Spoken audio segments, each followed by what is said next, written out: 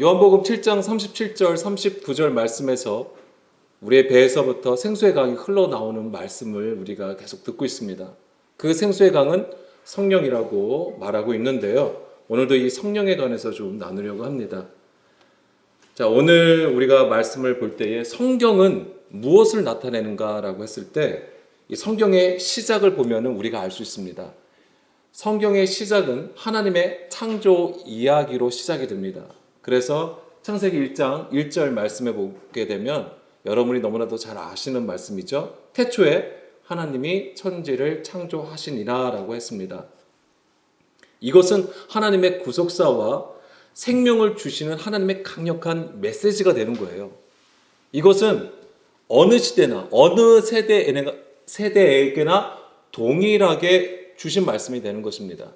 그리고 이 말씀을 통하여 하나님은 하나님의 뜻하신 바를 계속 성취해 가시게 되는 것이죠. 오늘 이것은 우리에게도 똑같이 적용이 되는 말씀이 됩니다. 그래서 이 말씀에는 우리를 구원하시려는 하나님의 뜻과 그 의지가 담겨 있는 것입니다. 3절에 보게 되면 하나님의 창조 사역이 시작이 되죠. 빛이 있으라 말씀을 하심에 어둠에 그 빛이 비추기 시작을 합니다. 여기서 우리가 주목해야 되는 것은 2절 말씀부터 사실은 우리가 주목을 해야 돼요. 그리고 우리가 무엇을 감지해야 되냐면 이 땅이라고 하는 것입니다. 그 땅이 누구냐 이거죠. 뭐 우리가 알고 있듯이 우리를 얘기하는 거예요. 그리고 이스라엘을 얘기하는 것이고, 그러니까는 성경으로 보자면은 그 땅이라고 하는 것, 다시 1절 보게 되면 천지라고 했잖아요. 그 샤마임, 에레츠가 되는 거예요. 앞에 다 정관사가 있는 거예요. 그래서 그 하늘과 그 땅을 창조하셨다라고 했을 때는 우선은 우리가 이 성경의 흐름으로 봐서는 이스라엘을 나타내는 것입니다. 그리고 그 이스라엘은 곧 교회를 얘기하는 것이고 성전된 우리들을 가리키는 것이죠. 그런데 그 땅의 상태가 어떠냐면 혼돈과 공허와 기쁨과 흑암 가운데 있다라고 하는 것입니다. 거기에 하나님의 은혜가 덮이는데 그것이 뭐냐면 수면 위를 하나님의 영이 운행하신다라고 하는 거예요. 여기서부터 하나님의 강력한 의지가 담겨져 있는 것입니다. 그래서 그 하나님의 영의 운행하심을 따라서 3절에 빛을 비추라고 말씀을 하신 것이죠. 그리고 둘째 날에는 어떤 일이 일어납니까? 궁창 위에 물과 아래의 물이 나뉘게 되고요. 셋째 날에는 바다와 마른 땅이 이제 구분되는 것이죠. 그러니까 이것이 바로 이제 하나님의 창조가 되는 것인데, 이 하나님의 창조는 이 하나님의 영, 즉 성령을 통해서 일하시는 구속의 역사가 되는 것입니다. 그러니까 우리는 이 창조 사역을 우주 창조라는 표면적인 이미지를 가지고 있죠. 그것이 틀린 게 아닙니다. 그 모든 것을 창조하신 하나님이시지만은 이것을 뛰어넘는 그 영적 지경으로 우리가 나아가야 되는 것을 알아야 된다고 하는 거예요. 그것이 바로 성경에서 말하는 주의 뜻하신 바라고 하는 것입니다. 자, 우리가 이 성경을 통해서 또는 외부의 많은 자료들을 통해서 성경의 어떤 내용이라는 것은 우리가 쉽게 터득할 수는 있습니다. 그렇지만 그 하나님의 뜻하신 바를 깨닫기 위해서는 우리의 아는 것으로는 이룰 수가 없어요. 오직 그 성령님께서 우리 안에서 일하실 때에 진리 가운데로 인도해 주실 때만 그것이 이제 가능한 것입니다. 자, 우리가 구속사라고 제가 여기서 구속의 역사라고 말씀을 드렸는데, 우리가 구속사라고 하면은 제일 먼저 떠올리는 것이 무엇이죠? 십자가예요. 예수님의 십자가로 우리를 구속하셨다. 그래서 우리를 죄로부터 사하셔서 해방시켜 주셨다는 그 일을 우리는 잘 알고 있습니다. 물론 이 십자가의 구속사를 우리는 단지 예수님께서 지신 그 십자가를 믿으면 된다라고 생각을 하는 것이지요. 그렇지만 이 십자가의 실제라고 하는 것은 바로 이 하나님의 창조 사역과 관련이 되어 있다라고 하는 것입니다. 그리고 그 창조 사역은 뒤에서 이제 말씀을 좀 나누겠지만은 바로 그것이 출애굽 사건하고 깊이 연결되는 것입니다. 모세의 오경의 배경이 되는 사건이 무엇이에요? 출애굽이에요. 그러면은 이 모세가 실제 당했던, 실제 경험하였던 시대는 창세기입니까? 아니죠. 출애굽기예요. 그러면은 모세도 창세기의 역사를 경험한 자가 아니에요. 그렇죠? 성령의 감동을 받아서 기록을 한 것입니다. 실제로 실제로 창세기의 역사를 경험했던 자가 아니었음에도 불구하고 모세는 그 창세기의 이야기를 출애굽한 이스라엘 백성들에게 들려주는 것입니다. 그러면은 여기서 우리가 이해해야 되는 것이 뭐냐면 이 하나님의 창세기 처음이 하나님의 창조 사역이란 말이에요. 그리고 그 창조를 통하여서 그 다음에 아브라함과 이삭과 야곱을 통해서 하나님은 이스라엘을 향한 언약을 선포하셨단 말이에요. 그럼 그것이 바로 출애굽한 이스라엘 백성하고 연결이 되는 거예요. 그래서 이 출애굽한 이스라엘 백성들이 하나님의 창조를 이해할 때 어떤 그림을 가지고 있냐, 어떤 것을 경험한 거냐면 바로 출애굽의 사건을 경험한 것입니다. 그렇기 때문에 깊이 관련되어 있다고 하는 것이죠. 그래서 이 출애굽기의 기록을 보면은 그 출애굽기서의 처음과 끝을 보면은 우리가 더더욱더 이 하나님의 뜻하신 바를 알 수 있는 것입니다. 그래서 출애굽기에서 처음에 1장에 어떤 내용이 나옵니까? 이 이스라엘이 애굽에서 종로로 타는 것을 얘기하고 있잖아요. 그것이 바로 창세기 1장 2절의 말씀이 되는 거예요. 그 땅은 공허와 혼돈과 흑암과 깊은 가운데 있다라고 하는 것. 그곳에서 무엇을 했습니까? 그러니까 애굽에서 이스라엘 백성이 무엇을 했죠? 종로로 탄 거잖아요. 근데 단지 그것이 종로로 탄 것, 즉 수고하고 무거운 짐진 상태로 있었던 상태가 그 땅의 상태라고 하는 거예요. 근데 그것은 겉으로 보면 굉장히 열심을 내는 일하는 구조예요. 그것이 바로 성전에서 하나님을 향하여 주여 주여 하는 모습과 흡사한 것이죠. 자, 출애굽기 1장 14절 보겠습니다. 어려운 노동으로 그들의 생활을 괴롭게 하니 곧 흙 이기기와 벽돌 굽기와 농사의 여러 가지 일이라 그 시키는 일이 모두 엄하였다라고 했습니다. 자, 이것이 바로 예수님께서 말씀하셨던 수고하고 무거운 짐이 되는 것입니다. 이것이 바로 예수님 당시에 그 유대교의 구조가 그랬던 거예요. 하나님의 말씀을 사람의 계명으로 교훈 삼게 하여서 하나님 앞에 사람의 것으로 열심을 내는 것을 말씀을 하신 것이지요. 그것이 바로 출애굽기 1장 14절의 그림하고 같은 거예요. 어려운 노동을 하게 한 것이죠. 그래서 무엇을 만들었죠? 이걸 가지고 그 29절 보겠습니다. 29절에 보게 되면은 죄송합니다. 9절인가 봐요. 9절인가 봐요. 네. 아니네. 그러니까 뭐냐면 다 아시니까 그냥 제가 말씀드릴게요.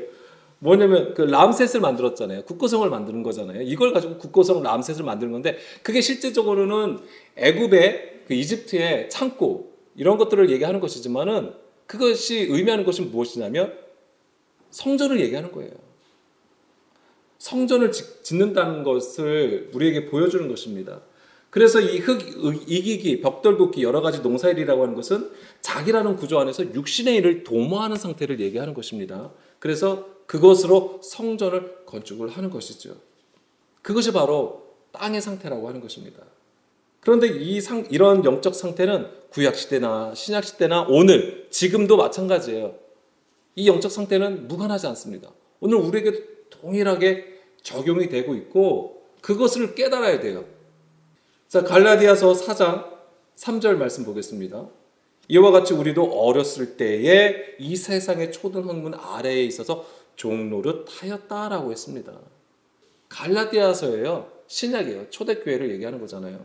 근데 그때도 뭐라고 얘기하냐면 종노릇 하고 있대요. 근데 어떤 상태에서? 이 세상의 초등학문 아래라고 하는 거잖아요. 이것이 바로 뭐냐면 유대교로 예수님 당시로 얘기하자면 바리새인 서기관들, 유대교 안에 있는 것을 얘기하는 것이고 또한 더 나아가서는 헬라 시대로 보자면은 세상의 지혜와 지식이에요. 그럼 오늘 우리에게는 어떤 것으로 적용할 수 있냐면 우리가 비록 성경을 가지고 있어도 성경의 지식을 가지고 있어도 우리가 알고 있다라고 하는 그 구조를 얘기하는 거예요. 거기에는 철저하게 내가 낮아져서 하나님을 알고자 하는 마음이 없는 거죠. 그냥 이미 알았으니까 우리가 믿고 있으니까, 십자가를 가지고 있으니까, 예수 그리스도를 아니까 구원받았다라고 하는 그 교만한 가운데 있다라고 하는 것입니다. 이미 예수님께서 십자가를 통해서 우리의 죄를 사하셨어요. 그렇지만 약속을 받았어도 그 약속이 우리 안에서 온전히 성취되기 위해서는 주의 가르침을 받고 계속 주의 길을 행하여 나가야 되는 거잖아요. 그 믿음의 인내를 가지고 가야 되는데 우리는 그것을 참지 못해요. 그렇게 가지 못하는 것이죠. 그게 이제 우리의 연약함이라고 하는 것입니다. 자, 여기서 보면은 우리가 어렸을 때라고 하는 거예요. 이제 이런 구조도 우리 어제 이제는 예찬 형제하고 같이 공부하면서도 잠깐 나눴던 것이지만 히브리서 5장 12절 말씀에서도 보게 되면, 자, 히브리서 기자도 초대 교회를 향하여 이렇게 얘기하는 거예요. 때가 오래되었으므로 너희가 선생이 됐어야 된다라고 하는 거예요. 그러니까 복음의 장성한 자가 되어서 복음을 전해야 된다고 하는 거예요. 그런데 그렇지 못한 것이죠. 단단한 음식은 못 먹고 젖이나 먹어야 되는 상태라고 하는 거예요. 여전히 어린아이와 같다라고 하는 것입니다. 그런데 여기서 보면은 때가 오래되었다라고 하는 이런 표현이, 저는 이제 창세기 4장 3절 보게 되면, 창세기 4장 3절 말씀해 보게 되면 이것이 이제 가인의 제사와 아벨의 제사에 가는 거잖아요. 여기서 보면은 2절부터 볼게요.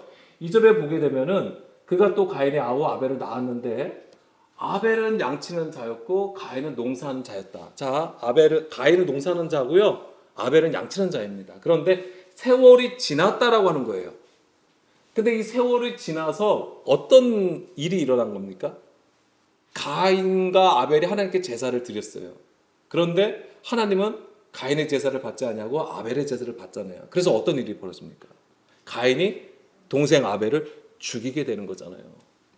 무엇을 우리에게 보여주냐면 결국엔 때가 오래되었다라고 하는 거예요. 근데 이 가인의 제사 자체가 잘못된 건 아니란 말이에요. 그 형태가 곡식으로 하나님 앞에 드린 것 자체가 잘못된 것이 아님에도 불구하고 가인의 제사는 결국 하나님께 올려드리지 못한 제사가 된 거예요. 그건 뭐냐면 계속 뭐예요? 어린아이의 일로 하나님 앞에 나간 걸 얘기하는 것이죠. 육신의 구조를 얘기하는 거예요. 장성한 자의 수준으로 나가지 못한 것을 얘기하는 거예요. 근데 아벨의 제사는 장성한 자의 수준으로 나간 것이죠. 그런데 거기에서 반드시 필요한 게 뭐냐면 어린 양의 피, 그러니까 양의 첫 새끼잖아요. 어린 양의 피뿌림과 기름이라고 하는 것이죠. 그러니까 그게 바로 예수 그리스도의 보혈과 성령을 얘기하는 거예요. 기름 부음을 나타내는 것입니다. 그래서 결국에는 가인의 제사가 드리는 건 뭐냐면 육신으로 드린 제사를 얘기하는 거예요. 반면에 아벨의 제사가 의미하는 것은 영과 진리로 예배하는 구조를 우리에게 보여준다라고 하는 것입니다. 그러니까 아벨의 제사는 계속해서 뭐예요? 율법 아래에서 종로로 타는 상태를 계속 보여주는 것을 우리에게 말하고 있고요. 디도서 3장 3절 말씀에 보게 되면 이 가인의 제사를 드림은 어린아이의 일로 제사를 드리는 것은 결국 어리석은 자의 행위가 되는 것입니다. 우리도 전에는 어리석은 자요, 순종하지 아니한 자요, 속은 자요, 여러 가지 정욕과 행락에 종로로 탄 자요, 악독과 투기를 일삼은 자요, 가증스러운 자요, 피차 미워한 자였으나, 그러니까 어리석은 자, 순종하지 아니하는 자, 속은 자, 정욕으로 행하는 자, 이게 다 가인의 제사를 얘기하는 것이고 바로 이 세상의 초등 학문 아래에서 하나님 앞에 섬기는 구조를 다 얘기하는 것입니다. 로마서 8장 21절 말씀에서도 그 바라는 것은 피조물도 썩어짐의 종로로 탄 데서 해방되어 하나님의 자녀들의 영광의 자유에 이르는 것이다 라고 했습니다. 그러니까 뭐냐면 가인의 제사가 의미하는 것은 뭐예요? 썩어짐의 종로릇이라고 하는 것입니다. 사람의 것을 얘기하는 것이죠. 그러니까 육신이라는 것이죠, 이게. 그래서 이 육신이라는 것은 썩어지는 것, 부패하는 것이고 없어지는 것이고 사람의 계명으로 교훈을 삼아 세상에서 유익을 취하는 것을 얘기하는 겁니다. 그래서 이것이 바로 수고하고 무거운 짐이라고 하는 거예요. 반면에 하나님의 것은 영원하다고 하는 것이죠. 그 안에 진리가 있으므로 생명을 가진다고 하는 것입니다. 그 생명이 진리예요. 그 진리가 있을 때에 자유케 되는 것이죠. 그 진리의 구조를 가지고 있어야지만 우리가 하나님의 영광을 나타낼 수 있는 것입니다. 자, 하나님이 애굽에 있던 이스라엘을 빼내실 때에 하신 일이 바로 10가지 재앙이에요. 그게 뭐냐면 숫자로 10가지지만 그것이 완전한 하나님의 심판을 의미하는 거예요. 완전한 심판. 그래서 특히 이 10번째 재앙이 무엇입니까? 장자의 죽음이라고 하는 것입니다. 그것이 애굽의 장자의 죽음이지만 동시에 그것은 어린 양의 피를 뿌렸다고 하는 것이죠. 예수님의 십자가를 의미하는 것입니다. 그래서 그 십자가의 죽음으로 애굽에서 나오게 된다고 하는 거예요. 그리고 그 어린 양을 그게 무교절이잖아요. 그것이 의미하는 것이 무엇입니까? 장자가 죽었어요. 어린 양의 피를 뿌렸어요. 그리고 하나님께서 명령하신 것이 뭐냐면 유교병을 먹지 말라고 하는 거잖아요. 무엇을 준비합니까? 식량으로는. 무교병을 준비하게 되는 거예요. 그것이 바로 예수 그리스도의 말씀을 상징하는 것입니다. 사람의 계명이 아닌 주의 말씀을 얘기하는 것이죠.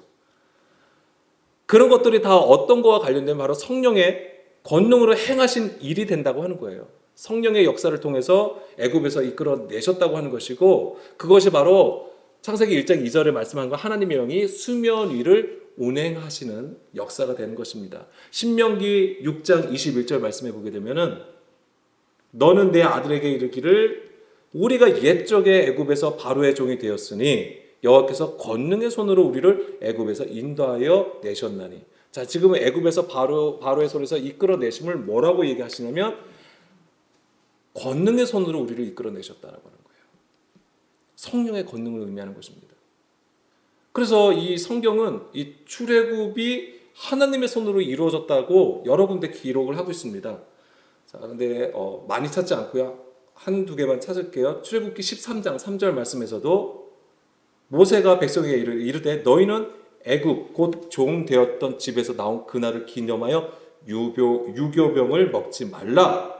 여호와께서 그의 손의 권능으로 너희를 그곳에서 인도해 내셨다라고 얘기하고 있습니다.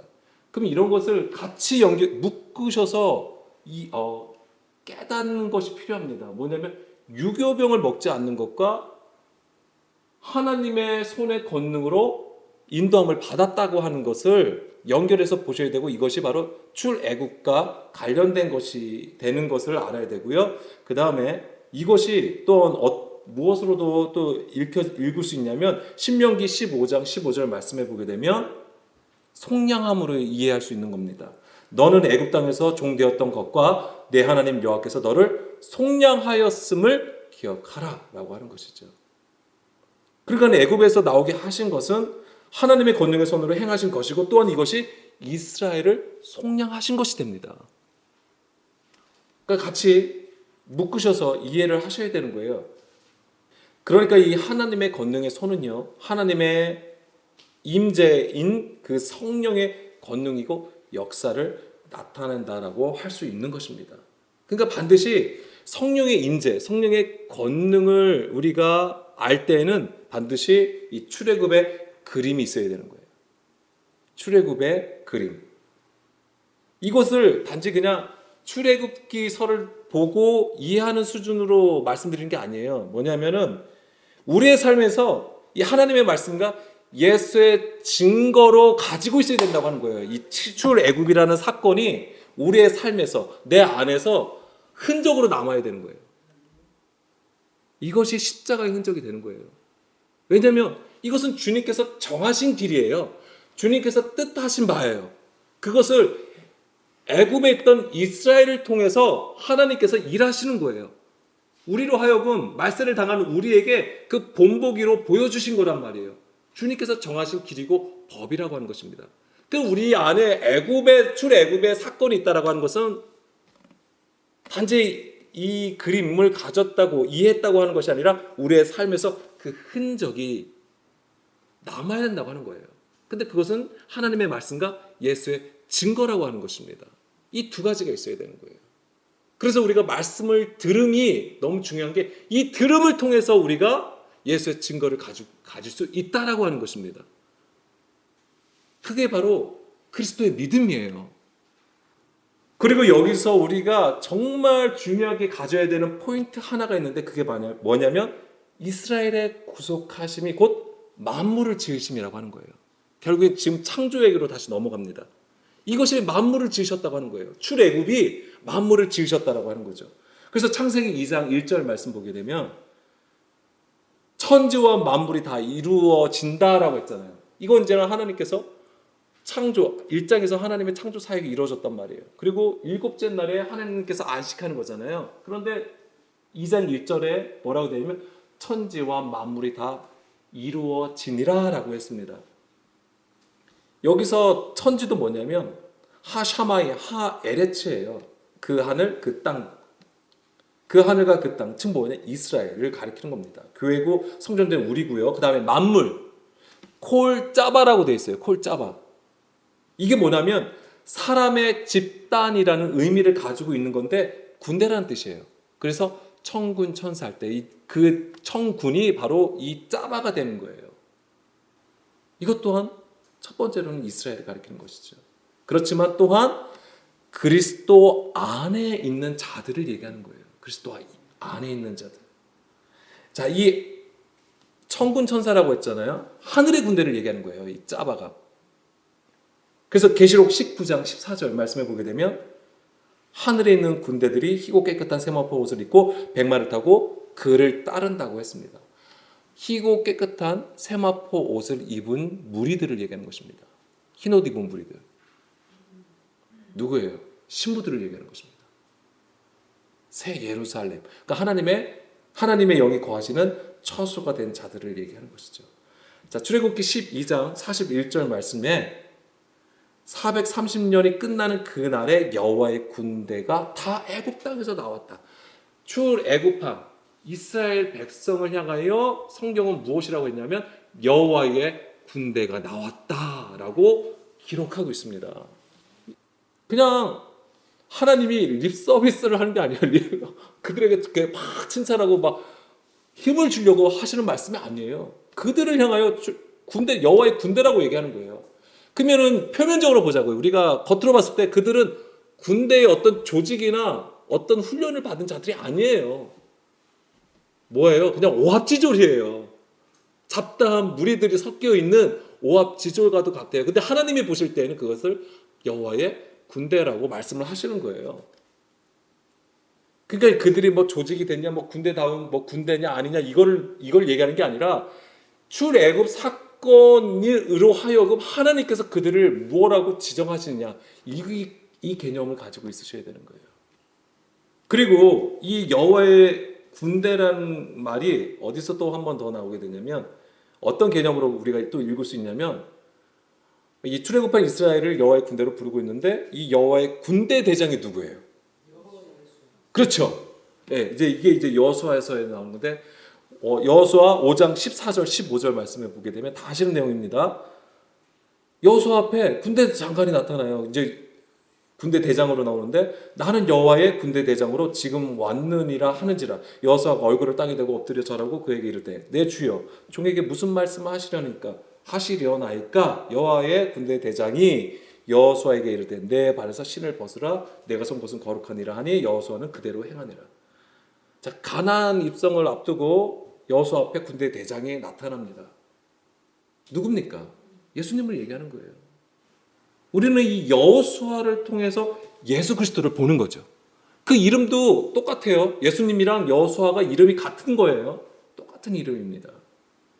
그러니까 이 그림이 우리에게 보여주는 것이 뭐냐면 성령의 권능이 임하셔서 가나안 정복, 즉 우리를 구속하시는 그 하나님의 역사를 보여주고 있다고 하는 거예요.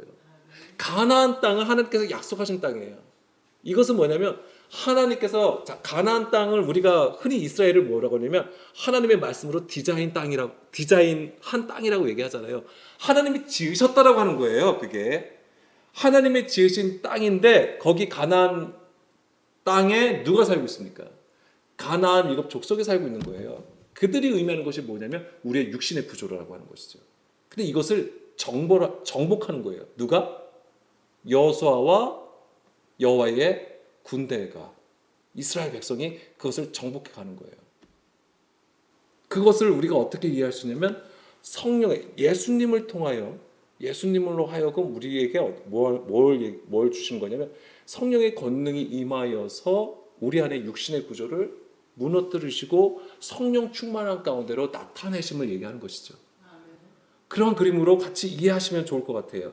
물론 실제 역사로 어떤 정복하는 그런 역사를 가지고 있는 것이지만 성령의 권능이 우리 가운데 임하셔서 우리로 하여금 이제 육신을 떠나 영의 사람으로 만드시는 과정이 되는 것입니다.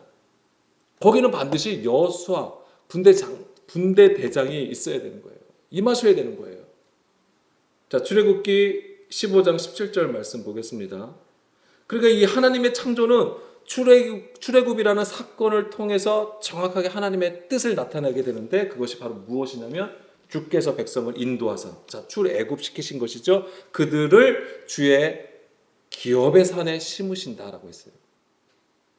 주의 기업의 산, 새 예루살렘 성, 성전산을 얘기하는 거예요. 그것이 바로 예루살렘 성을 얘기하는 것이고 여호와여 이는 주의 처소를 삼으시려고 예배하신 것이라 주여 이것이 주의 손으로 세우신 성소로소이다. 아멘. 너희를 기업의 산에 심으신다. 즉 거룩한 새 예루살렘 성에 두시겠다고 하는 거예요. 이것이 우리를 하나님이 거하시는 처소로 세우신다고 하는 건데 이 얘기는 달리 얘기하면 또 무엇과 같냐면 우리를 하나님의 그 성전의 제사장으로 삼으시겠다고 하는 이야기와 같은 말씀이 됩니다. 우리를 주의 거룩한 제사장으로 삼으시겠다고 하는 거예요. 그래서 출애굽기 마지막 아까 처음 문제는 하나님의 애굽의 상태를 보여주고 그것이 이제 우리라고 했습니다. 애굽의 상태를 보여주고 10가지 재앙을 내려서 하나님의 심판이 임하여서 출애굽을 시킨 거잖아요. 그러면 출애굽의 마지막 장 40장이거든요. 거기에는 무엇이 기록되어 있습니까? 성막에 대해서 기록되어 있어요. 그래서 40장에서는 그러니까 성막은 봉헌을 하는 내용이 있고요. 그 다음에 34절에서는 그 성막에 여호와의 영광이 충만한 것으로 기록하고 있습니다. 그러니까 이걸 아셔야 돼요. 출애굽의 목적이 무엇이냐라고 했을 때에 하나님께서 하시는 일이 무엇입니까? 성막을 세우시는 거예요. 거기에 여호와의 영광이 충만한다는 거예요. 우리가 하나님의 임재를 구하고 하나님의 영광을 구하잖아요. 이게 뭐와 다 연결이 된 거냐면 우리가 하나님의 처소로 세워지는 것과 성령 충만이 같이 연결이 되는 거예요. 그냥 우리가 이 땅에서 뭔가 하나님의 이름을 나타내고 하나님의 영광을 나타내고 그거의 본질이 바로 우리가 하나님의 처소로 세워지는 것이에요. 이게 출애굽의 목적이에요. 그리고 실제로 그 다음에 모세오경에 레위기 있고 민수기 있고 신명기 있잖아요. 이게 다 뭐냐면 출애굽한 이후에 광야에서 있었던 일이잖아요. 그리고 거기서 하나님께서 법을 주신 것을 말씀을 하시는 거잖아요. 시내산에서 이스라엘이 율법을 받았습니다. 십계명을 받았잖아요.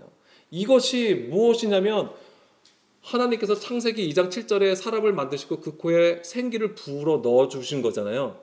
그 그림하고 같은 거예요. 사실은 다르지 않습니다. 말씀이 생기예요. 주의 영이라고요. 그 영을 가지고 광야를 걸어가야 돼요. 그런데 자꾸만 뭐에 넘어집니까? 우리의 육신으로 넘어지는 거예요. 우리의 상황과 환경을 가지고 자꾸만 판단하고 하나님의 약속을 잊어버려요. 그러니까 불평불만하는 것이죠. 계속 하나님은 그것을 쳐나가세요. 그래도 왜? 이 여호와의 군대를 가나안 땅으로 인도해 가셔야 되기 때문에. 우리가 연약해도요 하나님 우리를 이끌어 가세요. 지금도 그 일을 하시는 거잖아요. 출애굽의 맨 마지막에 봉헌되는 것, 성막이 세워지고 봉헌되고 여호와의 영광이 충만한 것이라고 했잖아요. 그래서 성경의 창조와 창세기 1장과 창세기와 성경의 마지막이 무엇입니까? 요한계시록이잖아요. 요한계시록 22장에서도 뭐가 기록이 된 거예요? 그 보좌로부터 생수의 강이 흘러나오는 것이잖아요. 그게 온전한 시온의 회복이에요. 이스라엘의 회복이고 교회의 회복을 보여주는 그림이 되는 거잖아요.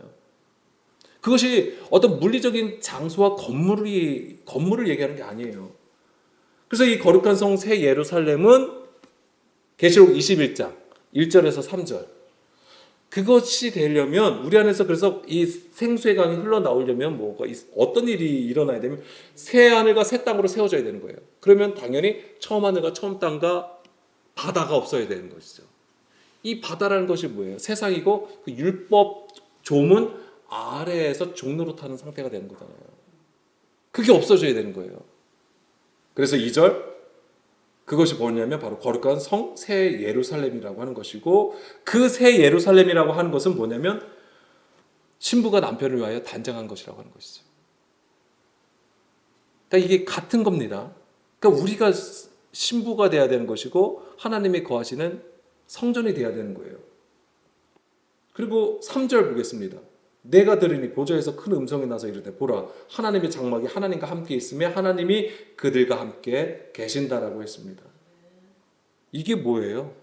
이게 바로 성령의 충만한 가운데 있는 거야. 성령의 임재를 얘기하는 것이고요. 이게 바로 임마누엘의 역사잖아요. 하나님이 함께 계신다. 임마누엘의 하나님이에요. 그 하나님의 영은 어디 계시면 그 성전된 자들 안에 있는 거예요. 그래서 하나님의 영이 우리 안에 계시는 것이죠. 이사야 63장 마지막입니다. 63장 11절에서 13절 말씀 보게 되면 백성이 옛적 모세의 때를 기억하여 이르되 자 옛적 모세의 때를 기억을 하래요. 그럼 이게 어느 때를 얘기할까요? 출애굽 때를 얘기하는 거예요. 이르되 백성과 양떼의 목자를 바다에서 올라오게 하신 이가 이제 어디 계시냐. 자, 여기서 이 모세의 때 출애굽 사건과 관련해서 뭐라고 했냐면 백성과 양떼의 목자를 바다에서 올라오게 하시니 그 다음에 그들 가운데 성령을 두신 이가 이제 어디 계시냐. 연결돼서 이해하셔야 됩니다.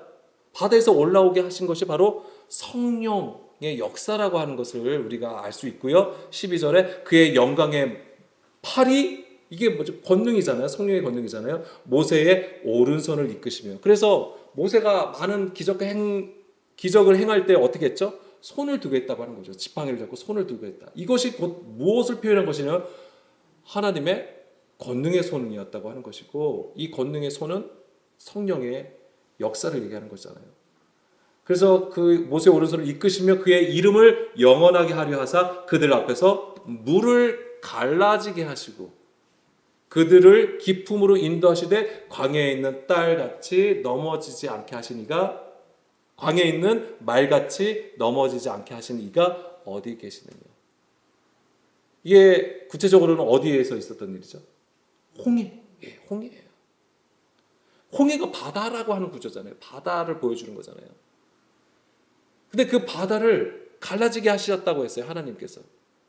그리고 여기서 성령을 얘기했을 때 그 바다를 실제로 갈라지게 한 것이 무엇입니까? 아니 그러니까 무엇이 불어왔어요? 동풍이 불어온 거잖아요. 그게 뜨거운 바람이에요. 그게 오순절에 그 뜨거운 기운이 바로 그걸 얘기하는 거잖아요. 그러니까 성령의 역사는 그런 거를 그 일을 보여주는 거예요. 우리 안에 바다라는 구조를 밀어내시는 거예요. 마르게 하신다고 하는 거예요. 그러니까 우리가 어제 공부하면서도 했던 게 노아의 방주에서 물이 가득 찼잖아요. 사사가 모든 것을 다 덮어버렸어요. 근데 이 물이 말라지기 시작하잖아요. 마를 때에 무엇이 불어왔냐면 바람이 불어왔다라고 표현되어 있어요. 이게 뭐냐면 바로 성령의 역사라고 하는 거예요. 그러니까는 이게 성령의 역사가 단지 사도행전 2장의 오순절에 성령이 강림하셔서 우리에게 여러 가지 일들을 나타내신 그 이전에 이미 창세기 때부터 하나님께서는 이미 창조 사역을 성령의 역사로 하여금 그 일을 행하셨다고 하는 것이죠. 구약도 마찬가지고 신약도 마찬가지고 오늘 우리에게도 똑같이 그 일을 하시는 것입니다. 결국 이 하나님의 창조에 나타났던 그 빛과 어둠, 그다음 궁창 위의 물과 아래의 물, 그다음에 바다와 마른 땅을 나누셨던 것이 바로 성령의 일이라고 하는 거예요. 그래서 무엇을 나타내냐면 그 하나님의 거룩함으로 우리를 이끌어 가시는 거예요. 거룩함이 뭐예요? 나누는 거예요. 세상과 우리를 분리시키셔서 하나님의 원하시는, 하나님께서 기뻐하시는 그 한 사람으로 세우시는 것입니다. 오늘도 우리가 이 은혜를 구해야 되는 것이죠. 우리의 힘으로 될 수 없어요. 그렇지만 우리가 해야 되는 것은 성경을 통해서 알아야 되는 거예요. 하나님의 뜻하신 바가 무엇인지 알아야 되는 것이고, 이것을 우리가 더 깊게 깨닫고 하나님께서 우리 안에서 일하실 수 있도록 우리를 내어드리는 것이죠. 그것을 우리가 오늘도 하는 겁니다. 오늘 우리가 그것을 또한 하나님 앞에 구하여 섰으면 좋겠습니다. 우리 함께 기도할게요.